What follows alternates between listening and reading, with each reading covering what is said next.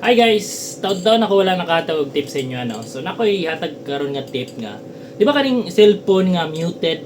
So kung mawala lisod kay pangitaon, grabe na kay nimong tawag, grabe greng kay syempre naka-mute, di na mo siya malocate. Kaya di man mo tingog.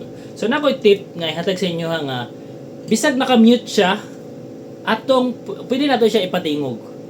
Og example, kung mawala, pwede nimo makita ang asang last location sa imong phone. So, sayo na kayo ni guys. Stay tuned og tanawa ni.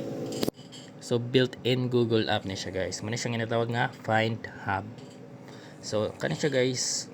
Example, nakakonect man na inyong mga cellphone sa same Google account, no?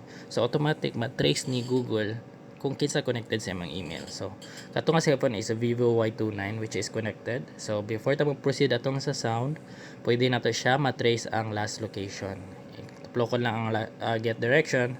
So, di na nakauli dito sa kuan ha, location. Pero mo na siyang location karon sa phone. So, di ba? Makita nimo bisag asa nimo mabot.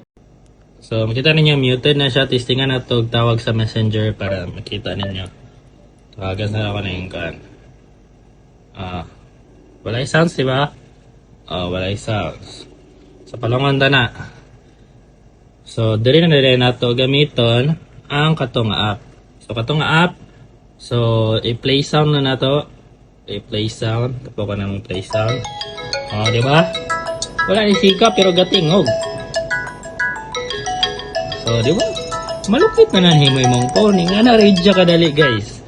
Plus, kato, matong ipakita na pa rin ninyo nga makita niyo yung last location.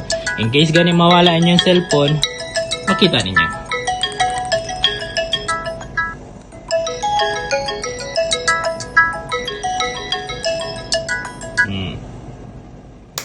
So kato ra guys, kung nakatabang ni guys, palig og share po dani para makakita sa uban og note kung mawala inyong cellphone ha, pwede ninyo matrace, makita ang last location og mapasound. Ingato lang kasi guys. Goodbye.